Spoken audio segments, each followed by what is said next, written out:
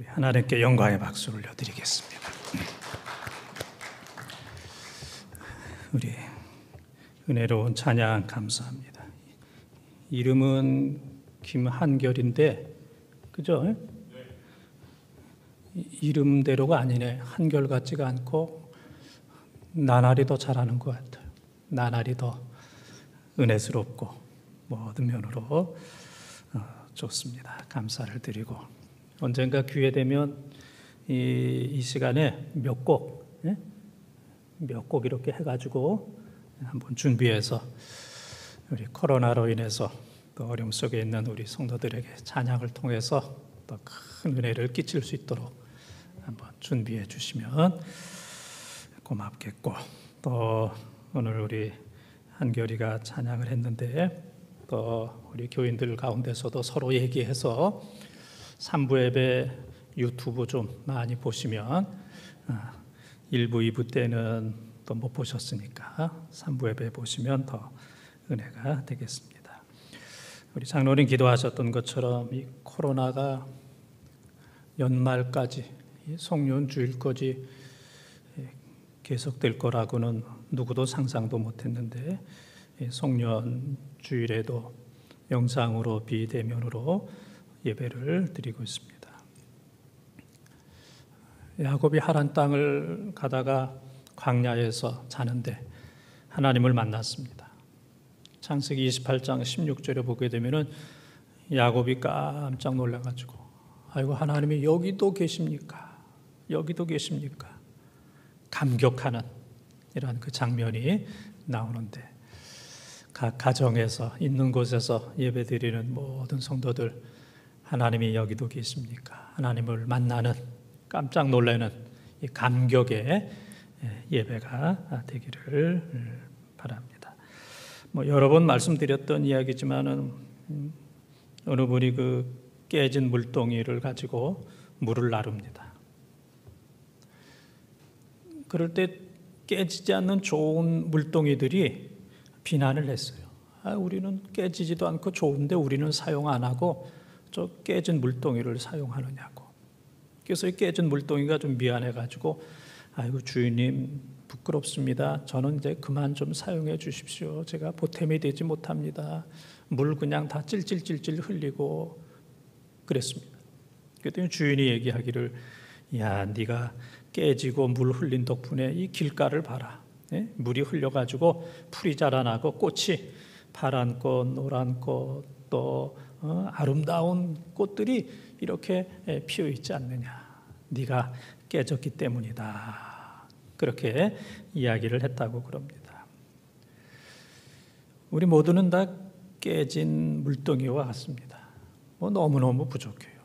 제가 세상을 이렇게 보면 똑똑한 사람 많아요. 능력 있는 사람 많고, 또 돈 있는 사람들 많습니다. 권력 있는 사람들 많고, 요즘 뉴스에 보게 되면 왜 이렇게 국회의원은 많고 판검사는 왜 그렇게 많은지, 세상이 다 국회의원, 판검사 같은 이제 이런 생각이 듭니다. 인물 좋은 사람들 많이 있습니다. 그런데 그런 사람 쓰시지 아니하시고 우리 부족한 정말 깨진 물동이 같은 저희들을 부르셔서 또 하나님의 자녀로 만들어 주신 거, 이거 얼마나 감사합니까?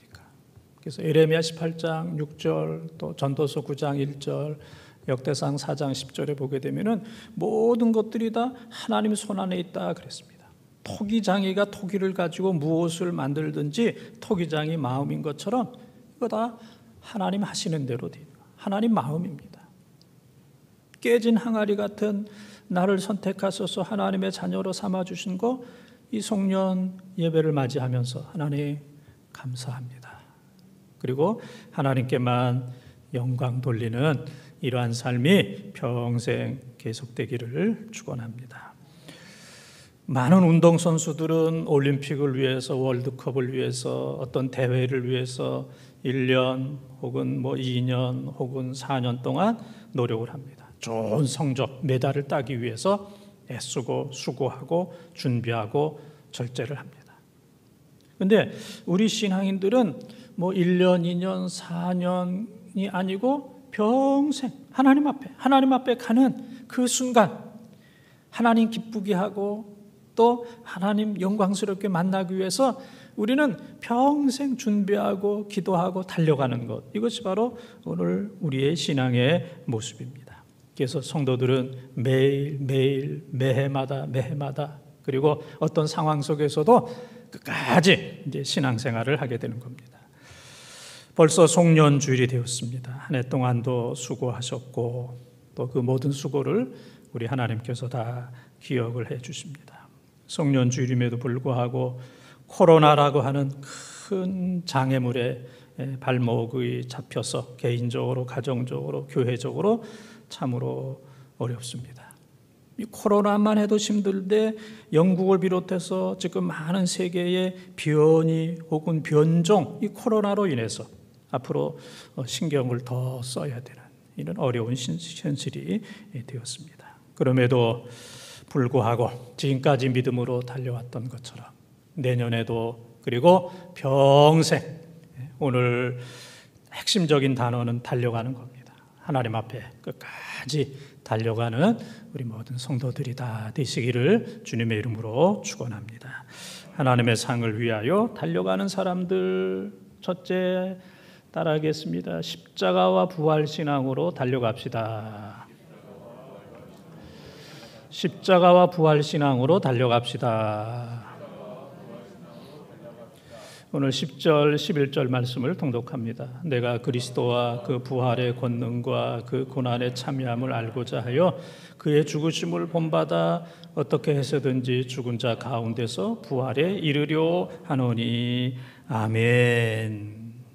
부활 신앙, 십자가와 부활, 이 신앙이 진짜 신앙이고 성경적인 신앙이고 참된 신앙입니다. 세상은 얼마나 빠르게 바뀌는지 몰라요. 그래서 옛날 100년에 바뀌던 것이 요즘에는 10년에 바뀌고, 옛날에는 10년이면 강산도 변한다 그랬는데 요즘엔 1년이면 바뀌기도 하고, 또 한 해 동안에도 얼마나 빨리 바뀌는지 모릅니다. 이 변화의 중심에 주도적인 그런 사람들도 있지만은 대부분은 이 변화 속에서 그냥 끌려가는 사람들입니다. 야, 세상이 너무너무 빨리 바뀌어. 그래서 따라가지 못해서 이 세상에 낙오자가 된 사람들, 포기하고 좌절한 이런 사람들이 얼마나 많이 있는지 모릅니다. 세상은 이렇게 바뀐다 할지라도 교회는 바뀌지 않습니다. 하나님의 말씀은 바뀌지 않습니다. 신앙은 바뀌지 않습니다. 세상 바뀐다고 그래서 교회를 바꾸려고 그러고 신앙을 바꾸려고 그러고 하나님의 말씀을 바꾸려고 하는 것은 이건 다 사탄이 하는 짓입니다. 신앙의 핵심은 오늘 사도 바울이 얘기했던 것처럼 십자가와 부활, 이것은 어떤 세대라도 변함이 없는 것, 이건 신앙의 본질입니다. 이게 변하게 된다면 더 이상 기독교도 아니고 그것은 바로 신앙도 아닙니다. 그래서 이 사도 바울 같은 경우에는 갈라디아서 6장 14절과 또 고린도전서 2장 2절을 보게 되면은 나는 예수님의 십자가만 자랑한다. 옛날에는 자기 인간적인 거, 개인적인 거, 학벌, 문벌, 민족적인 거 이런 거 자랑했는데 주님 만나고 은혜 받고 보니까 그건 아무것도 아니고 그건 다 물거품입니다. 그래서 예수 그리스도의 십자가 외에는 자기가 자랑할 것이 없도다. 그리고 사람을 변화시키고 사람을 구원하는 것은 다른 것이 아니고 십자가의 능력, 그것이 바로 사람을 변화시키고 사람을 구원한다는 것을 확실히 알았습니다. 그래서 이 사도 바울은 예수님의 십자가와 부활, 이것을 굳게 믿었습니다. 십자가와 부활은 이건 쌍둥이입니다. 동전의 양면과 같아요. 십자가 없는 부활이 없고 부활 없는 십자가가 없습니다. 십자가 하나로는 능력이 안 됩니다. 부활 하나로는 능력이 안 됩니다. 기독교는 십자가와 부활, 이 두 기둥, 이것이 바로 거룩한 기둥이고 거룩한 능력입니다. 그래서 이 십자가와 부활의 이 믿음과 동력이 없으면은 우리는 신앙생활 할 수가 없습니다. 십자가와 부활 없는 신앙생활은 신앙생활도 아닙니다. 교회도 아닙니다. 또 십자가와 부활의 능력을 체험하지 못하면 신앙생활 오랫동안 할 수가 없습니다. 십자가와 부활의 그 능력으로, 그 권능으로, 그 동력으로 주께서 주신 사명을 잘 감당하고 이런저런 어려움이 있지만은 십자가와 부활의 능력으로 이 모든 어려움을 극복하고 그리고 하나님 앞에 가는 순간까지 우리들로 하여금 가게 하는 것, 이것은 바로 십자가와 부활의 능력입니다. 그래서 십자가와 부활의 능력과 신앙으로 끝까지 달려가는 우리 모든 성도들이 되시기를 바랍니다. 200년 전만 하더라도 노르웨이라고 하는 나라는 가난한 나라였다고 합니다. 수많은 사람들이 길거리에 쓰러져서 굶어 죽었고 또 대부분의 많은 사람들은 글을 몰랐다고 그래요. 학교도 부족하고 대학은 하나도 없고 또 정부의 허락 없이는 마음대로 여기저기 다니지도 못하고 그 다음에 여행도 할 수 없는 아주 어둡고 힘들고 가난하고 캄캄한 이러한 나라였다고 합니다. 그런데 그 나라에 하나님을 잘 섬기는 하우게라고 하는 분이 있었습니다. 하우게. 이 하우게는 어머니로부터 성경을 선물로 받았습니다. 그래서 그 성경을 읽기 위해서 열심히 공부를 하고 또 글을 깨우치게 되었습니다. 그리고 성경을 통해서 그가 은혜를 받게 되었어요. 성경을 읽다가 예수님이 나를 위해서 죽으셨다. 또 예수님이 나를 위해서 부활하셨다. 예수님의 죽으심과 예수님의 부활을 믿게 되었어요. 마음이 뜨거웠습니다. 너무너무 확신이 들었어요. 그래서 그는 노르웨이 전역을 다니면서 많은 사람들에게 복음을 전했습니다. 많은 사람들이 마음의 문을 열어놓고 예수 그리스도를 영접했습니다. 그래서 이 하우게라고 하는 사람 때문에 1000개 이상의 성경 공부 그룹이 여기저기 생기게 돼요. 자발적으로 지역마다 많은 사람들이 성경 공부를 하게 되었고 기도를 하게 되었고 예배를 드리게 되었고 그래서 성경을 읽기 위해서 공부하고 학교도 다니고 놀라운 역사가 노르웨이에 일어나게 되었어요. 그런데 그것을 다 좋아하는 건 아닙니다. 그 당시 사회 고위층에 있는 사람들과 또 수많은 성직자들이 이 사람 때문에 우리의 직업이 어렵다. 이 사람 때문에 우리의 영향력이 어렵다. 예수님 때문에 바리새인들, 서기관들, 대제사장이 어려움을 당해서 그들이 예수님을 죽이려고 했던 것처럼 이 그 당시 고위층에 있는 사람들과 성직자들이 이 하우게를 10년 동안 옥에 가두게 되었습니다. 그는 추록한 이후에도 하나님의 말씀을 전하다가 53세 짧은 일기로 하나님의 부르심을 받게 되었습니다. 그가 생전에 유명한 말을 했습니다. 하나님 말씀은 이 세상의 모든 것보다 더 귀중하고 거룩한 보물이다. 하나님의 말씀은 이 세상의 모든 것보다 더 귀중하고 거룩한 보물이다. 하나님의 말씀 이상은 없다. 하나님의 말씀은 가장 귀하고 또 하나님의 말씀은 가장 귀한 보물이다. 골로새서 2장 3절에 있는 말씀처럼 가장 귀한 보석과 보물은 바로 하나님의 말씀이고 예수 그리스도라고 하는 유명한 말을 그가 남기게 되었습니다. 하나님을 믿는 것, 이게 신앙입니다. 하나님만 믿는 것, 이게 신앙입니다. 하나님 외에 다른 것을 믿는 것은 이건 신앙도 아니고 하나님 외에 다른 것을 겸하여 믿는 것도 이 모든 것들은 다 우상입니다. 마태복음 6장 24절에도 보게 되면은 하나님과 재물, 하나님과 세상, 하나님과 다른 것을 겸하여 섬길 수가 없다고 그랬어요. 그래서 하나님만 섬기는 것, 이것이 바로 참된 신앙입니다. 하나님은 우상을 미워하십니다. 시편 135편 15절에서 18절까지 또 시편 또 115편 또 4절에서 8절까지의 말씀을 보게 되면은 우상은 사람이 만들었다 그랬어요. 우상은 듣지도 못하고 말하지도 못하고 걸어 다니지도 못합니다. 우상은 사람들에게 복을 줄 수가 없어요. 그런데 하나님께서 말씀하시기를 우상을 만든 사람과 우상을 섬기는 사람에게는 하나님께서 벌을 가한다 그랬어요. 벌을 가한다. 로마서 1장 25절에 보게 되면은 진리를 변하여 진리를 떠나고 창조주보다 하나님께서 만드신 피조물을 더 사랑하는 것, 이것이 바로 우상을 섬기는 것이다. 불신앙이다. 성경은 그렇게 얘기하고 있습니다. 이사야 40장 6절에서 8절을 보게 되면은 하나님 외의 모든 것들은 풀과 같고 또 풀의 꽃과 같다. 풀은 잠시 자라나다가 또 마르고 꽃은 잠시 피었다가 떨어집니다. 그러나 하나님의 말씀은 세세 무궁영원하도다. 베드로전서 1장 24절 25절에 보게 되면 똑같은 말씀입니다. 풀은 마르고 꽃은 떨어지지만 하나님의 말씀은 세세 무궁토록 영원하도다. 성경은 그렇게 이야기를 하고 있습니다. 이 어려운 때 코로나로 인해서 한 해 동안 고생했고 또 코로나 속에서도 송년 예배를 드리고 있는 사랑하는 모든 성도들, 모든 것들이 불투명하고 힘들고 어려운 때지만 우리 모두 십자가와 부활 신앙으로 코로나 상황 속에서도 끝까지 달려가는 이 십자가와 부활, 그 안에 소망이 있고 위로가 있고 능력이 있습니다. 십자가와 부활 신앙으로 끝까지 달려가는 우리 모든 번동의 가족들이 다 되어지기를 주님의 이름으로 축원합니다. 두 번째 따르겠습니다. 겸손한 신앙으로 달려갑시다. 겸손한 신앙으로 달려갑시다. 12절 13절을 통독합니다. 내가 이미 얻었다 함도 아니요 온전히 이루었다 함도 아니라 오직 내가 그리스도 예수께 잡힌 바 된 그것을 잡으려고 달려가노라. 형제들아, 나는 아직 내가 잡은 줄로 여기지 아니하고 오직 한 일, 즉 뒤에 있는 것은 잊어버리고 앞에 있는 것을 잡으려고. 아멘.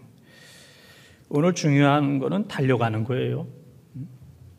십자가와 부활 신앙으로 달려가자 그랬죠. 1번에 첫 번째 십자가와 부활 신앙으로 달려가자. 두 번째는 겸손한 신앙으로 달려가자 그랬습니다.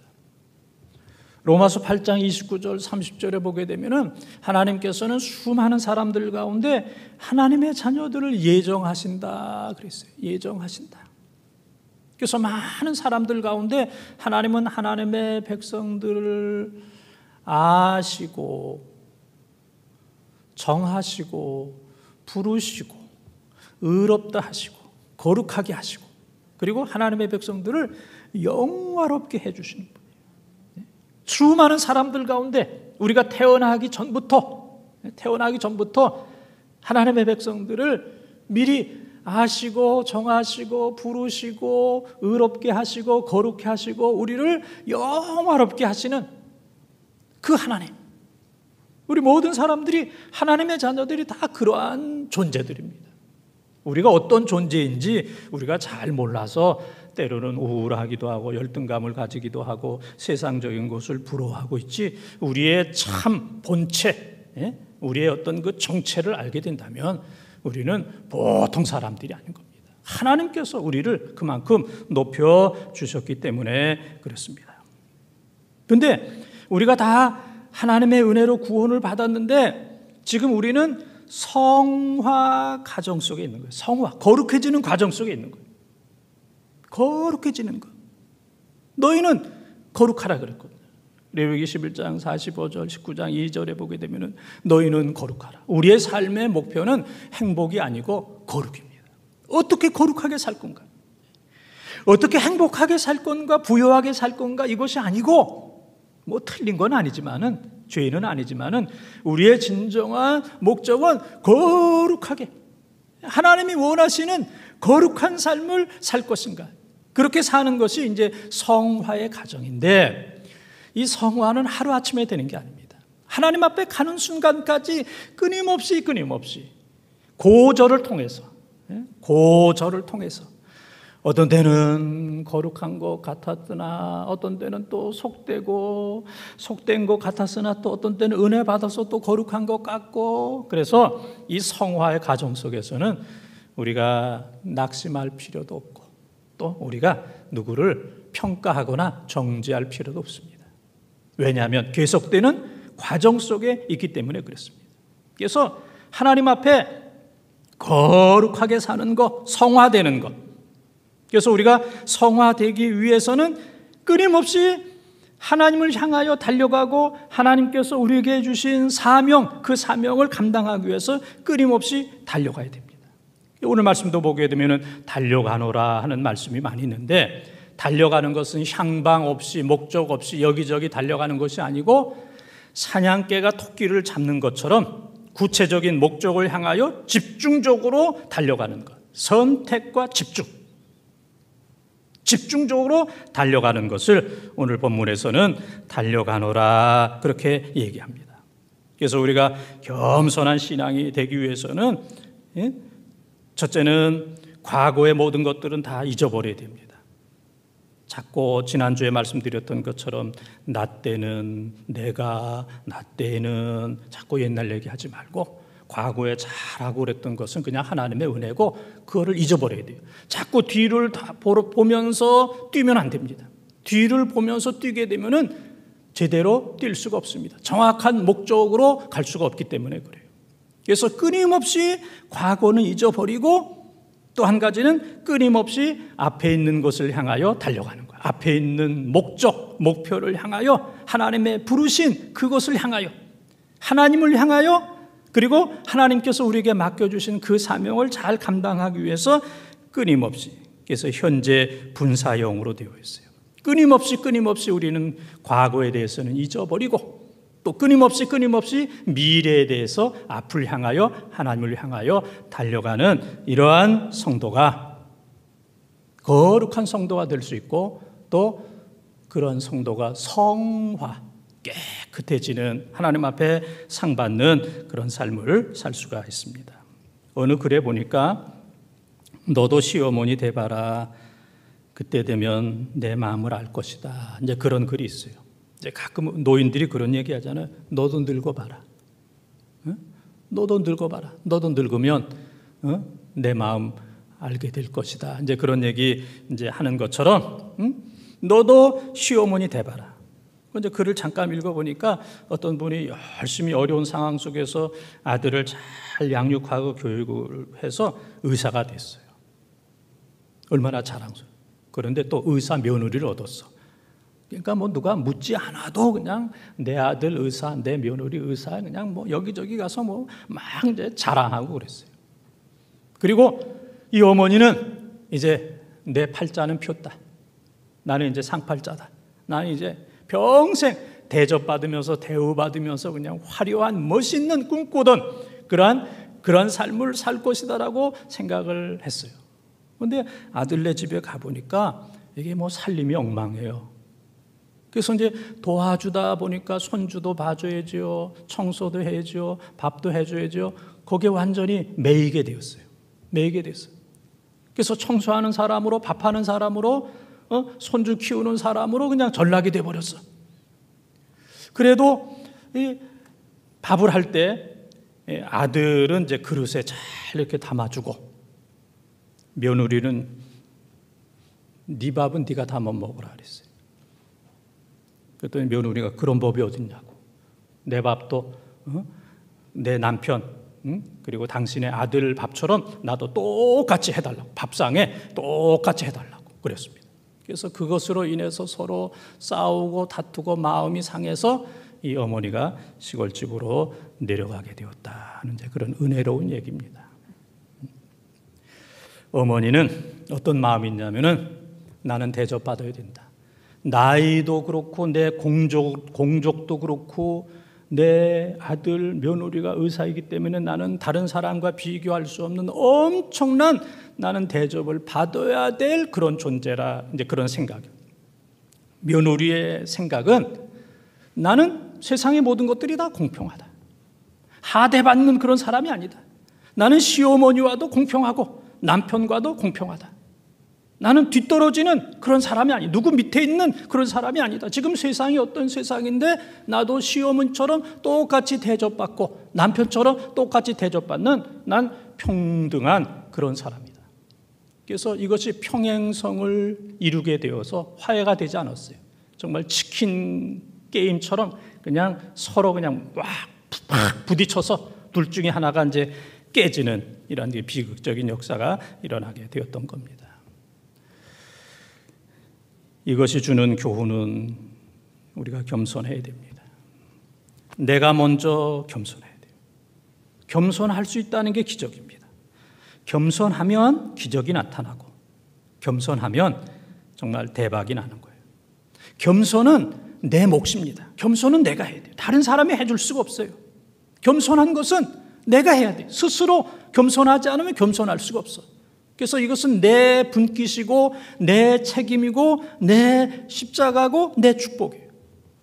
또 겸손이라고 하는 것은 내 이 목과 같은 거예요. 목이라고 하는 것은 이거는 목숨과 같고 이건 생명과 같아요. 목이 없으면 이 몸은 시신이고 시체가 되는 거예요. 겸손은 내 목숨과 같은 거예요. 겸손하지 못하면 그 모든 것들이 다 시신이 되고 시체로 전락이 될 수밖에 없는 겁니다. 그래서 성경은 얘기합니다. 겸손하라. 야고보서 4장 6절, 베드로전서 5장 5절 6절 보게 되면은 하나님은 교만한 자는 물리치시고 겸손한 자에게 은혜를 주시고 하나님께서는 겸손한 자를 높여 주신다 그랬어요.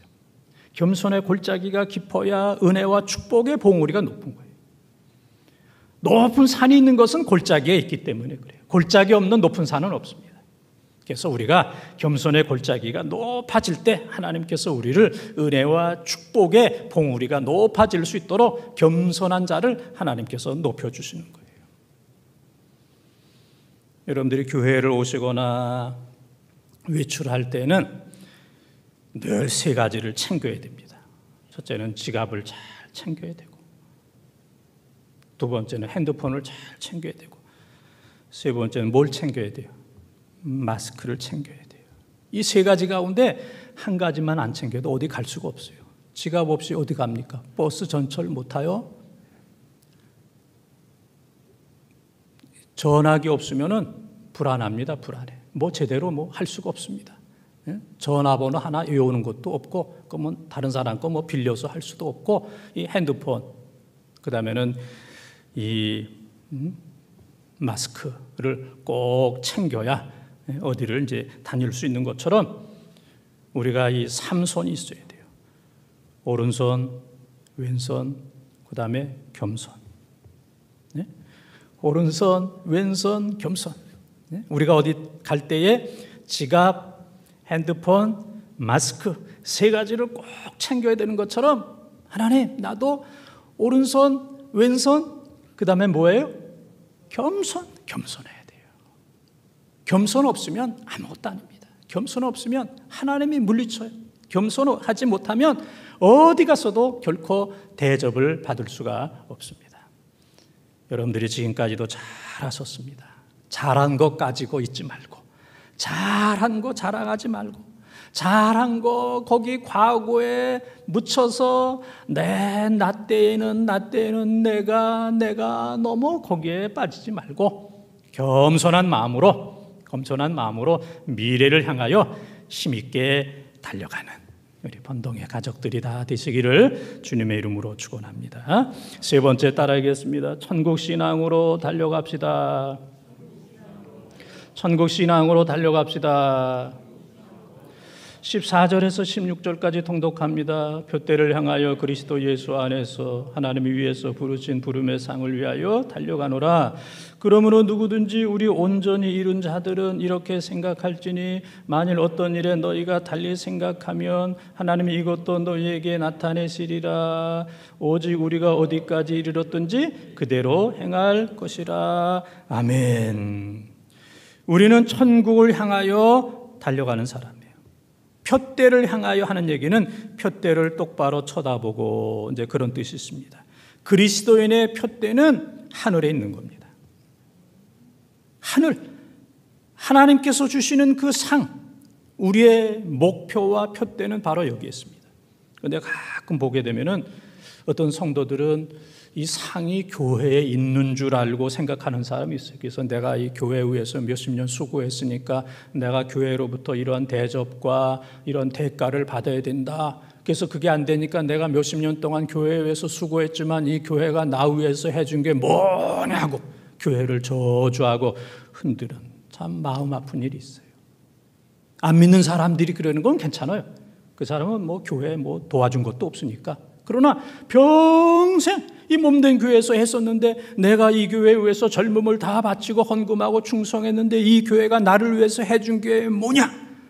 교회에서 상을 받으려고 그러는 거예요. 우리는 우리의 표대는 천국에 있는 거예요. 하나님의 부름의 상, 하나님께서 주시는 그 상, 거기에 있는 겁니다.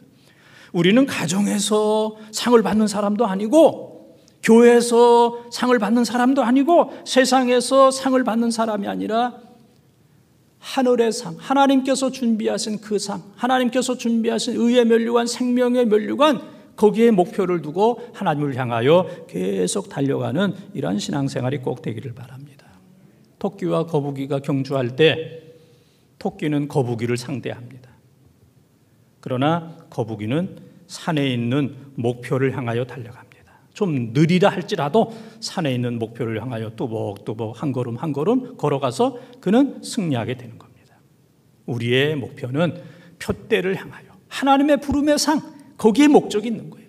좀 힘들고 어렵고 좀 고난과 역경이 있다 할지라도 하나님의 그 부름의 상, 그 순간까지, 천국까지, 하나님 만나는 순간까지 끝까지 걸어가는 우리 모든 성도들이 꼭 되시기를 바랍니다. 우리의 신앙은 세상에서 결판나는 것이 아니라 천국에서 결정나는 거예요. 세상에서 뭐 이렇게 했다 저렇게 했다, 그건 결정적인 게 아닙니다. 그건 얼마든지 바뀔 수 있어요. 그러나 마지막 순간에 하나님 나라에 들어가는 사람, 구원받는 사람, 하나님께서 의의 면류관, 생명의 면류관, 하나님의 상을 받는 그 사람이 마지막으로 영원히 성공한 사람이고 승리한 사람입니다. 우리 모든 성도들은 다 그러한 사람이 되어야 돼요. 세상에서는 넘어지고 엎드러지고 또 실패하고 고난과 역경을 당할 수도 있지만은 그런 가운데서도 끝까지 하나님의 부름의 상을 향하여 달려가서 하나님을 만나고 하나님께서 씌워주시는, 눈물을 닦아주시는, 야, 너 너무 고생했다, 수고했다, 여기까지 잘 왔다, 주님이 씌워주시는 그 면류관. 그래서 고린도서 3장 15절에 보게 되면 불에서 나온 사람이 부끄러운 모습으로 나오듯이 우리가 하나님 앞에 천국은 가지만은 부끄러운 모습으로 천국 가는 그런 삶이 아니라 하나님께서 준비하신 그 면류관을 받아 쓰는 귀한 성도들이 꼭 되시기를 바랍니다. 이 신앙생활하고 야구하고 비슷해요. 그래서 야구 해설하는 사람이 이제 늘 두 가지 얘기합니다. 야구 모릅니다. 야구는 끝나야 끝난 겁니다. 그런 얘기 많이 해요. 9회 말까지도 모르는 거예요. 9회 말 투아웃까지도 모르는 거예요. 한 사람이 남았죠. 한 사람. 거기에서 역전, 대역전, 반전이 일어나기 때문에 그래요. 그래서 9회 말 투아웃까지 가도 끝난 게 아닙니다. 야구 모릅니다. 끝나야 끝난 겁니다. 그 마지막 한 사람에 의해서 대역전이 되는 이런 경우들이 너무너무 많이 있습니다. 신앙 몰라요. 신앙생활 끝나야 끝난 겁니다. 잘 하다가 주님 부인하고 타락하는 사람들도 많이 있습니다. 잘 하다가 죽는 순간에 하나님이 어디 있냐고 원망하고 불평하고 눈 부릅뜨고 지옥 가는 그런 사람들도 많이 봤습니다. 끝나야 끝난 거고 천국 가야 끝나는 겁니다. 이런저런 고난과 역경이 많이 있지만은 마지막 순간까지 세상 바라보지 말고 사람 바라보지 말고 교회 바라보지 말고 사람들에게 상 받으려고 그러지 말고 교회에서 상 받으려고 그러지 말고 우리의 진짜 상은 하나님께서 의의 면류관, 생명의 면류관 씌워주신다는 사실을 기억하면서 거기까지 끝까지 달려가는 여러분들이 꼭 되시기를 바랍니다. 사랑하는 본통가족 여러분, 한 해 동안 얼마나 힘들게 사셨습니까? 며칠 전에 저희 어머니 이제 86세 생신이기 때문에 제가 한번 갔다 왔어요. 뭐 저희 어머니도 교회에 대해서는 잘 뭐 그렇게 모르지만은 뭐 코로나 상황 속에서 예배도 제대로 못 드리고 뭐 어려운 상황은 아시니까 저에게 물어요. 월급은 받니? 그래요. 그 교회에서 월급은 주니? 그러면요. 몇 번 물어요. 그러더니 제가 올 때 돈을 주더라고. 보니까 20만 원. 더 줘도 되는데 20만 원. 이게 이제 어머니의 마음, 부모의 마음입니다. 교회가 얼마나 어렵냐? 목회가 얼마나 어렵냐? 지금 이 삶이 얼마나 어렵냐? 연말이 되니까 여기저기 생각지 않은 분들이 전화를 합니다. 아이고 목사님, 교회가 얼마나 어려워요. 목회가 얼마나 어려워요. 얼마나 힘듭니다. 요번에 어려운 거는 1차, 2차와는 달리 좀 더 어려운 것 같습니다. 교회가, 성도들이 재정적으로 모든 면으로 얼마나 어렵습니까? 걱정하고 위로해 주는 분들이 많이 계십니다. 코로나로 인해서 1년 내내 힘든 가운데서도 애쓰고 수고하신 여러분들, 어렵지만은 힘을 다 내시길 바랍니다. 오늘 사도 바울처럼 십자가와 부활의 신앙으로, 십자가와 부활의 신앙은 어디까지도 달려갈 수 있습니다. 십자가와 부활의 신앙으로 달려가고, 그리고 과거를 뒤돌아보지 말고 겸손한 신앙으로 달려가고, 그 다음에는 천국 신앙으로, 천국을 바라보는 이 신앙으로 끝까지 승리하는 우리 교회와 사랑하는 모든 본동 가족들이 되어지기를 주님의 이름으로 축원합니다.